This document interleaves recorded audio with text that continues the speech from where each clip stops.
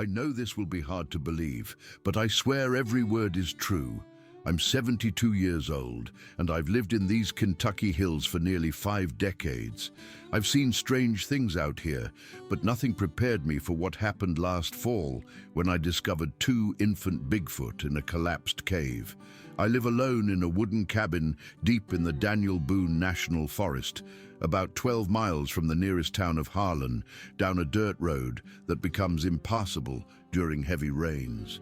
My wife Rebecca died 10 years ago, and my sons Michael and David moved to Louisville and Nashville. They call every week worried about their old father living alone, but I'm perfectly capable. The truth is, I prefer this isolated existence. I have my routines that give structure to my days. Morning walks before dawn, my vegetable garden in summer, reading by lamplight in the evenings. It's uncomplicated, and it suits me. The earthquake struck on a Thursday afternoon in late September. I was on my porch drinking coffee, watching red-tailed hawks circling overhead when the ground began to tremble. At first I thought it was logging equipment, but then the shaking intensified dramatically. My coffee cup vibrated across the table and shattered on the floor. The cabin groaned like something alive in pain. Trees surrounding my property swayed violently, their trunks bending impossibly. Birds erupted from branches in panicked clouds. In the distance, I heard the thunderous crash of falling timber. The earthquake lasted maybe a minute, though it felt like forever. My heart hammered in my chest, and I held my breath, waiting for it to stop. When it finally did, the sudden stillness felt almost as unsettling. I sat there several minutes, trying to calm my pulse and gather my thoughts. I'd experienced minor tremors before, but nothing approaching this magnitude. This was something entirely different. Once my hands stopped shaking, I stood on unsteady legs and surveyed the damage. The cabin appeared structurally sound, just a crack in the foundation and items fallen from shelves. But the surrounding forest was destroyed. Massive oaks, over 100 years old, had been uprooted and lay across the forest floor like fallen giants. Smaller trees had snapped in half, their splintered trunks pointing skyward like broken bones. The ground had changed in subtle ways. New depressions and rises appeared where the earth had settled differently. The familiar landscape had been transformed into something alien.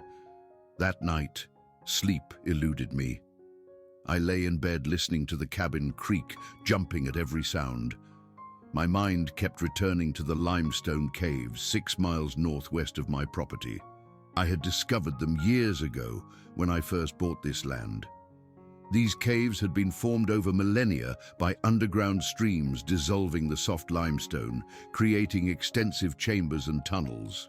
The main entrance was 8 feet high and 6 feet wide, but countless smaller tunnels branched off into darkness.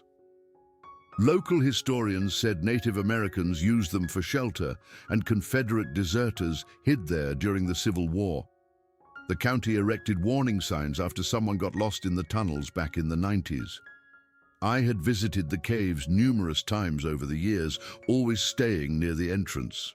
Now, lying awake, I kept thinking the earthquake might have caused them to collapse. Limestone is notoriously unstable, susceptible to shifts in bedrock. What if someone had been inside when it happened? The possibility gnawed at me. I knew it was unlikely, but I couldn't shake the feeling I needed to check. By dawn, I had decided I would hike to the caves and assess the situation. At 72, I knew the challenges ahead. 6 miles through rough terrain damaged by the earthquake was no small undertaking, but I had been walking these hills for decades. My legs were still strong from daily hikes. 6 miles was challenging, but not impossible. After breakfast, I prepared methodically for the journey. I packed my backpack with water, sandwiches, apples, energy bars, a powerful flashlight with extra batteries, rope, first aid kit, waterproof matches, and my hunting knife. I dressed in layers and grabbed my oak hiking staff that I'd carved years ago before heading out into the forest. The morning air was crisp and clean, carrying the scent of pine and damp earth. Under normal circumstances, it would have been perfect hiking weather. with clear blue skies and comfortable temperatures. But earthquake damage was everywhere I looked. Enormous trees blocked familiar trails I'd walked hundreds of times, forcing me to find alternate routes through dense undergrowth. Streams had been completely diverted by fallen debris, now running in entirely different directions. Hillsides showed fresh scars where soil had slid downward in small landslides. What should have been a straightforward 3-hour hike stretched to nearly 5 grueling hours as I navigated around obstacles. My knees ached from constantly climbing over massive fallen logs. My shoulders were sore from the backpack weight, and I could feel blisters forming despite my good boots. But I pressed on, stopping frequently to rest and drink water, reminding myself there was no rush. When I finally reached the cave area, my worst fears were immediately confirmed. The main entrance had completely collapsed inward. Where an impressive 8-foot opening used to be, there was now just a chaotic pile of broken limestone chunks and loose dirt. Smaller entrances, I remembered, were similarly buried under tons of displaced rock. I stood there for a long moment, leaning on my walking staff and catching my breath after the difficult hike, staring at the destruction and trying to process what the earthquake had done in less than a minute. That's when I heard it, a sound coming from somewhere inside the rubble pile. Faint, muffled by layers of rock, but definitely there. Something alive was trapped inside. My heart rate immediately accelerated as adrenaline flooded my system. I moved closer, stepping carefully over loose stones, and pressed my ear against gaps between larger rocks. The sound came again, slightly clearer now. It was unlike anything I'd ever heard before. Not quite human, not quite animal, something in between, something that raised the hairs on the back of my neck. Without allowing myself time to overthink the situation, I began clearing rocks with my bare hands, working to create an opening large enough to see through. The stones were heavy, many requiring both hands and all my strength to shift. My back screamed in protest as I bent and lifted repeatedly. Sweat poured down my face despite the cool temperature. My hands became scraped and bloody from rough limestone surfaces, but I kept working, driven by those sounds from within. After approximately 20 minutes of exhausting labor, I'd managed to create a small opening, maybe 2 feet across. I pulled my flashlight from my backpack with trembling hands, clicked it on, and shone the beam into the darkness. What I saw made me freeze completely, my mind struggling to process the impossible. There was a creature lying on the cave floor just beyond my opening.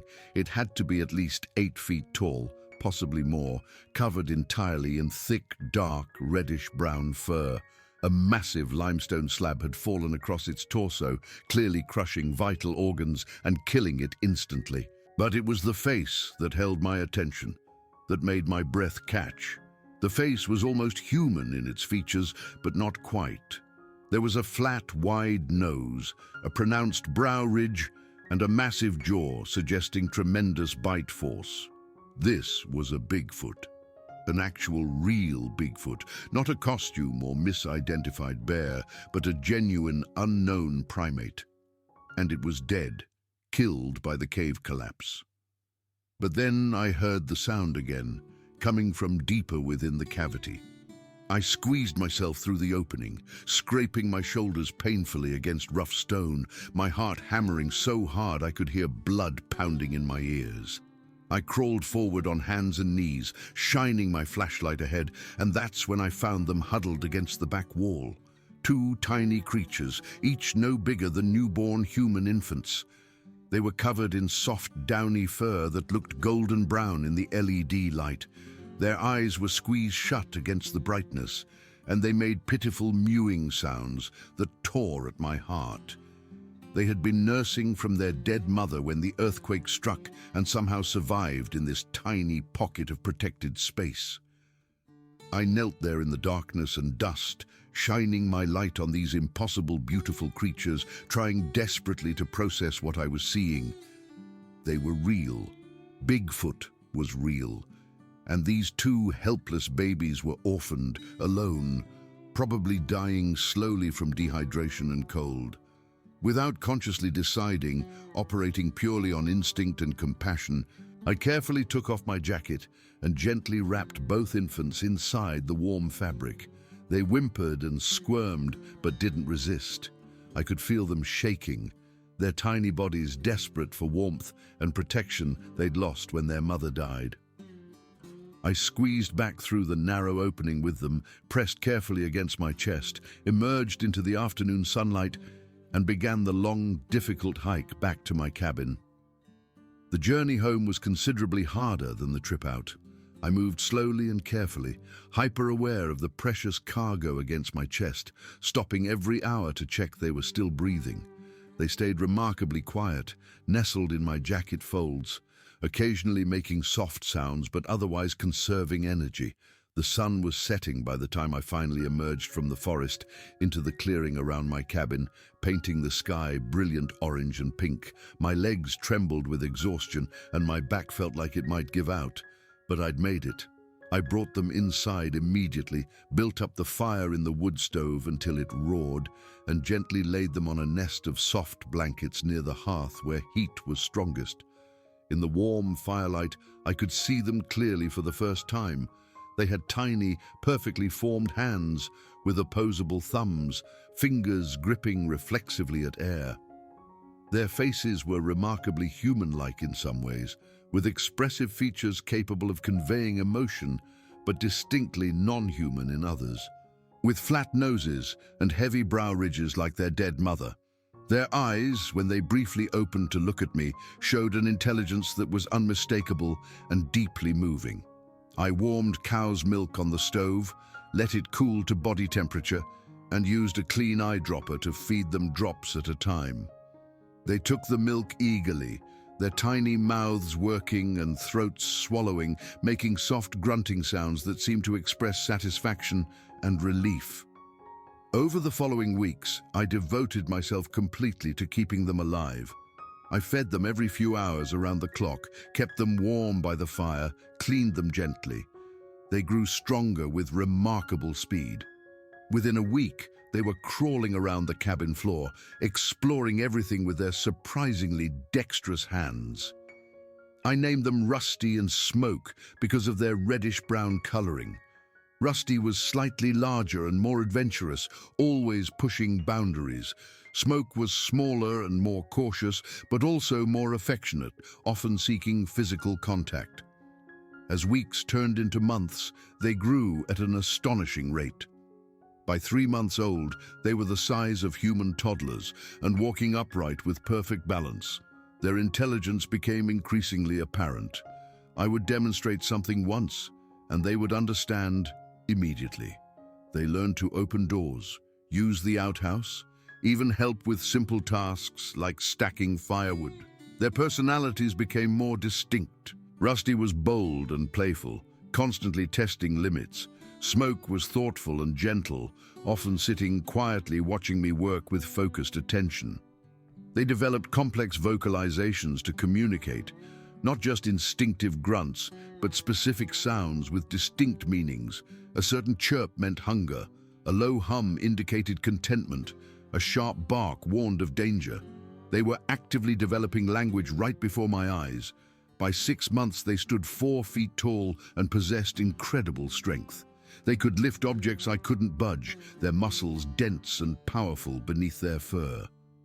An interesting development occurred as they matured. They began teaching me things, reversing our roles. They showed me which forest plants were safe to eat and which were poisonous, knowledge that seemed to come from deep genetic memory. They taught me to track animals by scent alone, following trails invisible to my nose. They demonstrated techniques for moving silently through undergrowth. They had ancient instincts and knowledge encoded in their DNA. Winter arrived, and we spent long evenings by the fire. I would read aloud, and they would listen intently, their intelligent eyes following the pages as if understanding the concept of written language. They attempted to mimic my words, though their vocal anatomy couldn't form proper human speech. Still, They tried earnestly, producing sounds that approached my name or simple words. It was simultaneously remarkable and heartbreaking. As spring returned, they had grown to over 5 feet tall. Rusty probably weighed around 170 pounds, Smoke slightly smaller but still massive. They were becoming too large for my small cabin. They needed more space, more freedom. I recognized that keeping them confined was becoming unfair, perhaps cruel, despite my deep attachment. I started taking them on longer expeditions deeper into the wilderness, teaching them to survive completely on their own. They learned quickly, constructing sleeping nests from branches and leaves, locating food sources, adapting to wild living with ease. But they always came back to me, seeking my company, clearly treating me as family.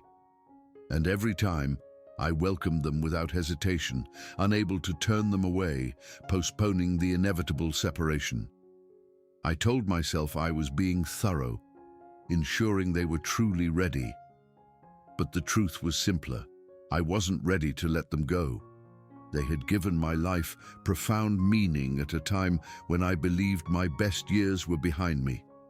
They had shown me it's never too late for new experiences, new relationships, new reasons to wake up each morning.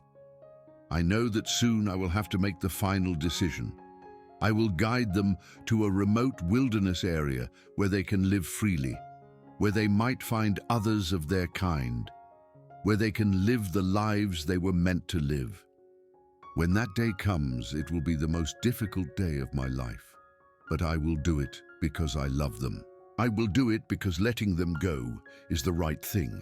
And I will do it knowing I gave them the best possible start, that I prepared them well for the challenges ahead, that I honored the trust their mother somehow placed in me when she died protecting them.